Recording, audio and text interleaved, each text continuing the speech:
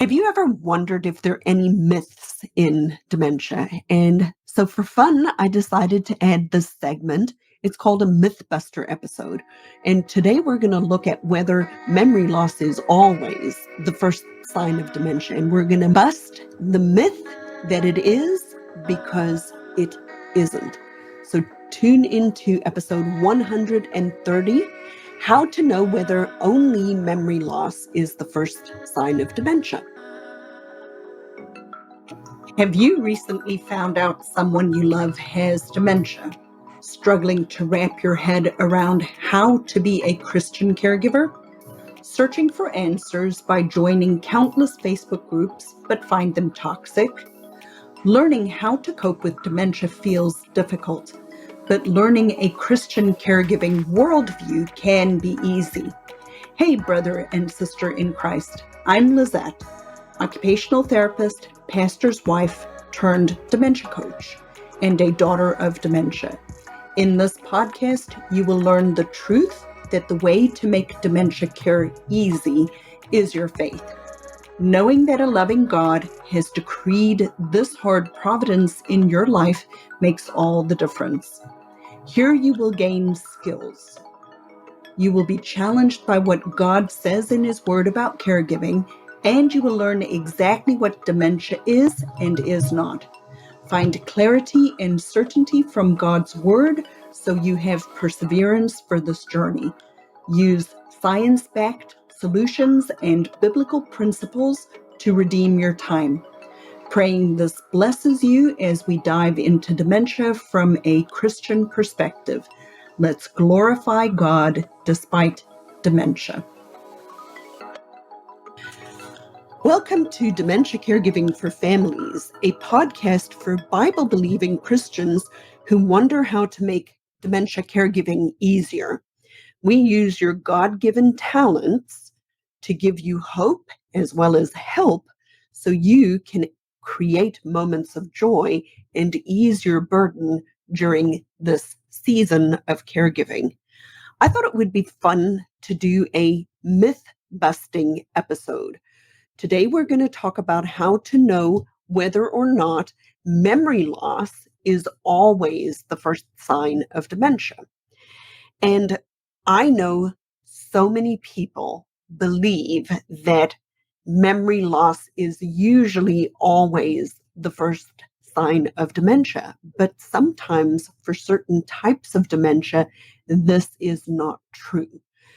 And another myth that we need to dispel is that dementia is only found in older adults. Now, statistics tell us that 1 out of 3 adults over the age of 65 do have some form of cognitive loss. But what we don't talk about frequently is that dementia can hit anybody at any age, depending on the type of dementia. Now, this episode isn't about this specific topic, but did you know that children also have dementia? There are specific types of dementia that are inherent in children. So it's not just a condition or something that happens to older people. It can happen to you in your prime. It can happen to people in their 30s and 40s. And it has a significant impact on families, on communities, and ultimately it impacts the entire world, doesn't it? Because if dementia impacts younger adults who are in their prime, then obviously that's going to have a significant impact on the people who are taking care of them, as well as the community around them, as well as, the greater good of the world. So memory loss is not always the first sign of dementia. So today we're going to look at it in 3, maybe 4 different points. We are going to look at being beyond memory loss and recognizing the unrecognizable or less recognizable signs of dementia. We're going to talk about difficulties with everyday activities. We're going to talk about changes in communication. And then we're going to talk about 3 types of dementia that don't typically start with memory loss. So, how about we dive into today's episode? So, beyond memory loss, recognizing the less recognized signs of dementia. Oftentimes, one of the first, when we track back over the years of a person's dementia journey, sometimes when you speak to family caregivers, the thing that they will tell you that they recognized first in the person living with dementia is a change in their personality or a change in their moods. So let me tell you a story about my mom. My mom and dad were diplomats for the South African government, which, if you think about what a diplomat is and does, means that they are, even though my dad's position wasn't an ambassador, they are an ambassador for the true sense of the word ambassador. They're an emissary for another person to another place, or time, or a messenger.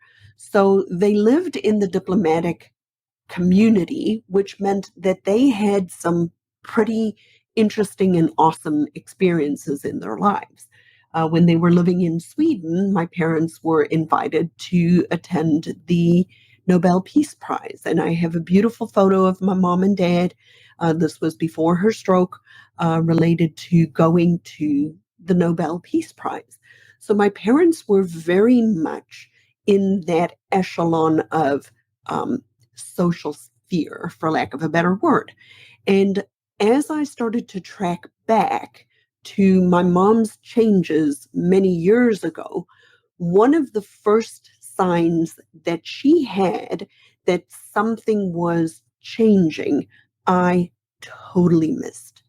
And so I want to encourage you that if I had at that time 20 to 25 years of experience in working with people living with dementia, and I missed it, it is very easy for you as a family caregiver to not necessarily have recognized some of the early changes that might have occurred.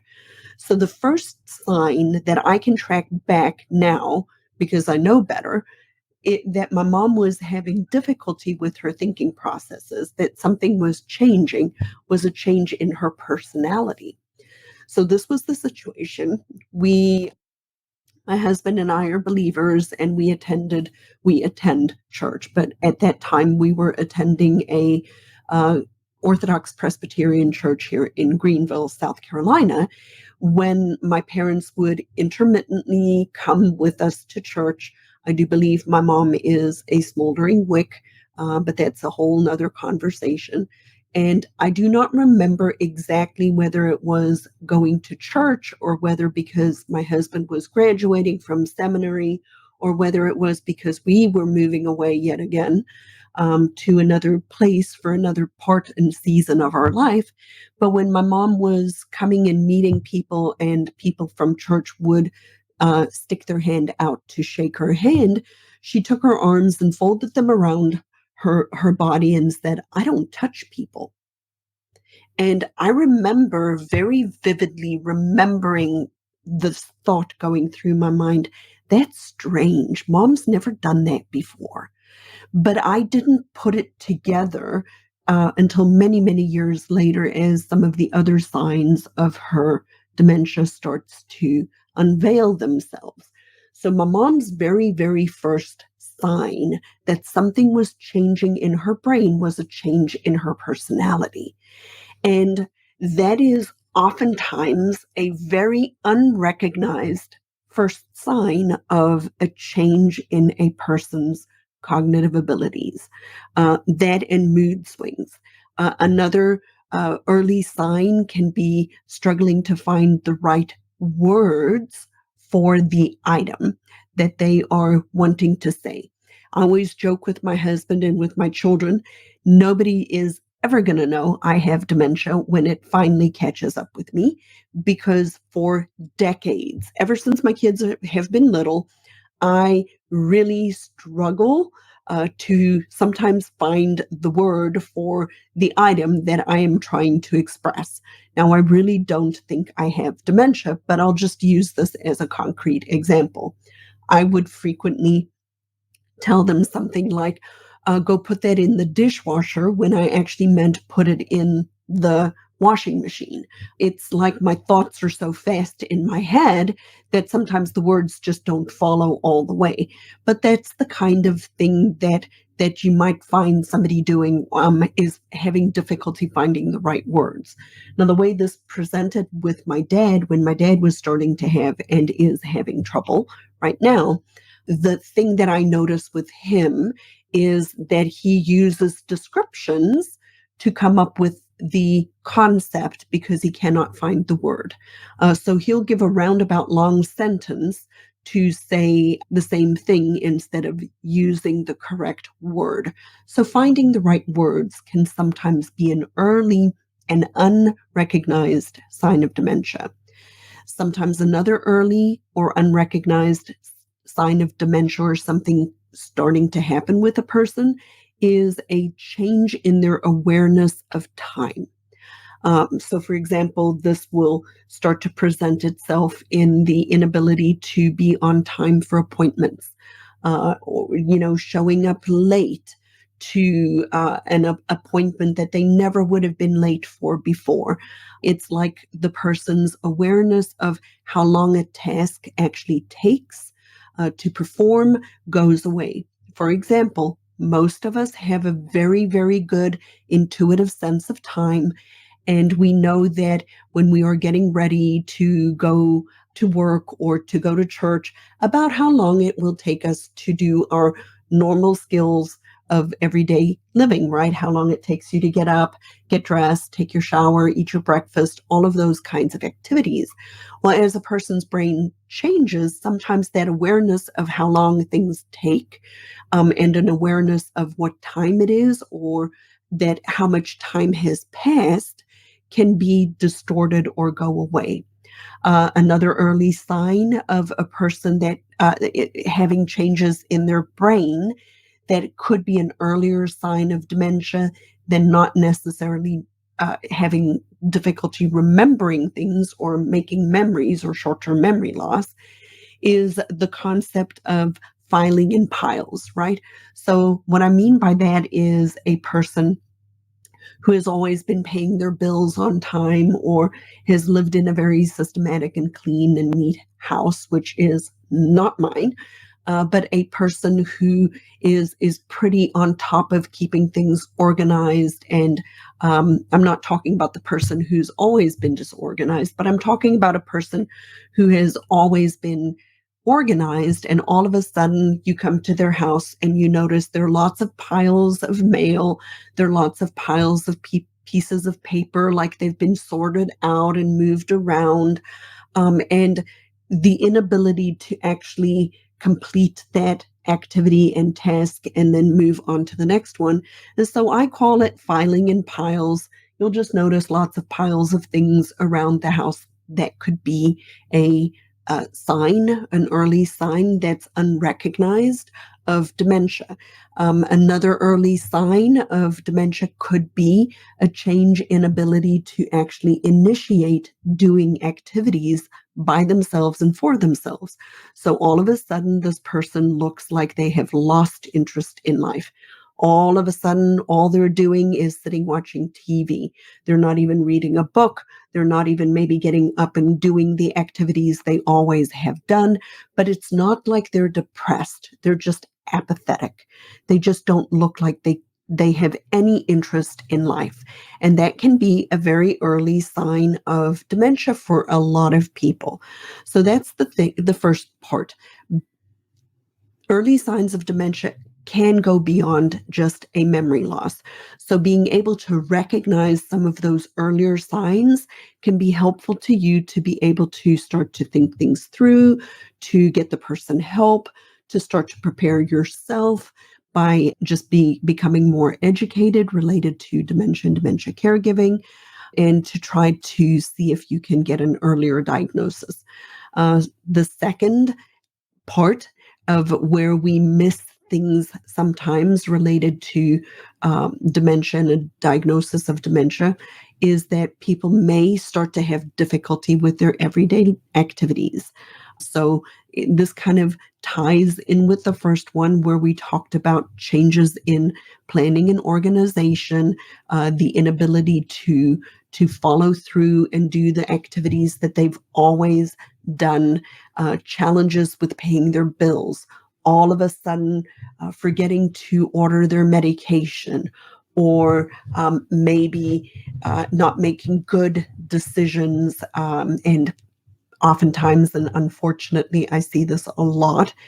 Sometimes this comes out in being scammed. Like that can be a very early sign that something is starting to happen because the person is starting to lose the ability to judge things that they normally would have recognized as not being a wise or a safe decision. So, judgment, inability to make these good and wise decisions. Sometimes an early sign can be difficulty getting lost or finding their way around. We're getting turned around in the community. Most of us have the ability to find our way around, specifically if we have lived in a particular part of the country or the same place for an extended period of time. But when an unrecognized first sign can be that the person is all of a sudden starting to not be able to find their way around. It could be inefficiency in a store, or not being able to locate a public restroom in the movie theater or in the grocery store or in Walmart, not being able to be organized in grocery shopping, right? Most of us will take a list when we go grocery shopping, but then this person might all of a sudden start to demonstrate a haphazard way of doing their grocery shopping, not doing it systematically the way they've always done it, or not being able to find things in the grocery store because of some changes in their brain. So difficulty with everyday normal activities that they've always been able to do. Now, these difficulties may not have impacted them to the point where somebody else has to do them, but they are actually impacting. They're an early unrecognized sign that something is going on. The third myth buster related to memory loss not only being the only first sign of dementia is changing in the ability to communicate. And oftentimes we will see this in struggling to find words, struggling to come up with the right words, calling things the wrong thing, like I do all the time. So maybe this is my early sign of dementia. I don't think it is, but I will keep an eye on myself, and I will have you guys keep an eye on me. But true difficulty word finding, calling things the wrong word and not find or struggling to get the word out, like it's on the tip of their tongue, but they just can't get that word out. Another early sign with changes in communication is all of a sudden really struggling to follow conversations. So what does that look like? I'll use my dad as an example. My sister lives out of state. She lives in New Hampshire, and they will call my dad every now and then. But because my dad is having difficulty with following conversations, and he is so focused on getting the food on the table or the next activity or task that he has to do because he's afraid he's going to forget what he needs to do next, she'll be in the middle of telling him something, giving him a long conversation about what's going on in her life, and he will just not be following and interrupt her. Or, with my mom, the same thing for many, many years. My mom would have difficulty, following the back and forth of a conversation. We just recently had a little South African tea when my sister was here from out of state. We had a whole bunch of women at my mom and dad's house because my mom's essentially homebound because it's very difficult for her to get out of the house. I saw my mom was really struggling to follow the conversations around her, what people were saying, how they were dialoguing with one another. She had a tough time keeping up with those conversations. Another early sign of changes in communication is interrupting people.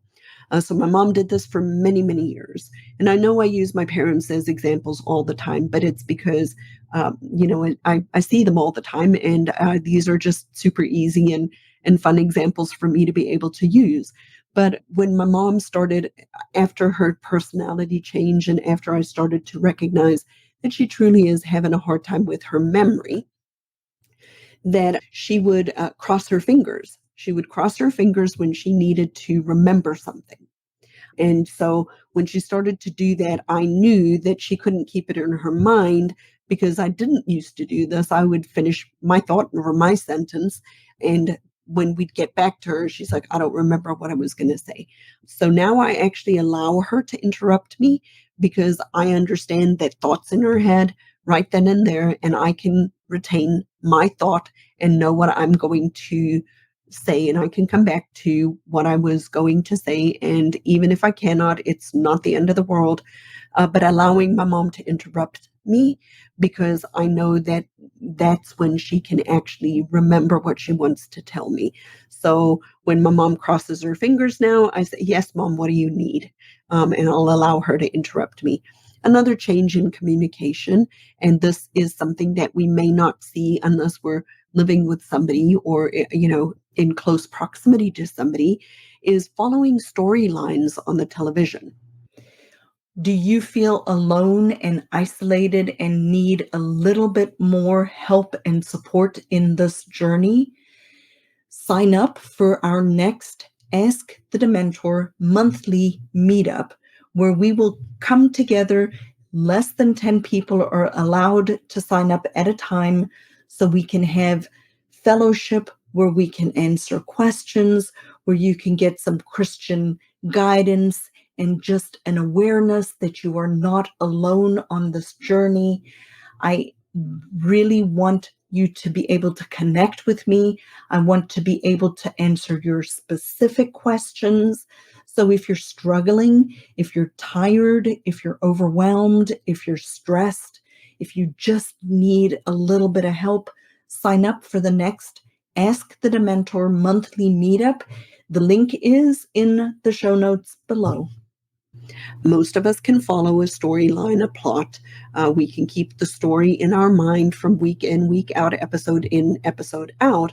But when people start to have difficulty communicating, think about it. A storyline is almost like a dialogue between you and the television, but you're watching other people's conversations. So you're following conversations and you're needing to keep track of a story.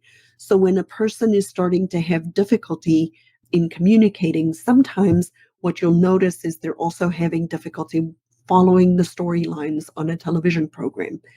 So, what three types, and I just picked three, there are more than them, but I really am trying to keep the episode short. What three types of dementia do not actually start with memory loss? So, let's talk about that for a couple of minutes. So, the first type of dementia that oftentimes, very frequently, starts without memory loss is frontotemporal dementia. So, frontotemporal dementia, it literally means it's the front and the side of your brain that do not work as well. So, what do you see in the front part of your brain is where a lot of your executive functions lie and where your personality is. And so oftentimes we'll see this. Most people have seen somebody who's been in a car accident who has a head injury where they get bonked on the front of their head, right? And sometimes those people, after their injury, their personalities are different. They're not the same as what they were before. And that is very, very common. That happens a lot in head injuries. It's because they get bumped from the front. Now, frontotemporal dementia is like being bumped from the front. So the damage in their brain is in the front and on the sides of their brain. And the first signs of frontotemporal dementia, and there are multiple subtypes, and we're not going to go into subtypes today, but we can do that in another episode.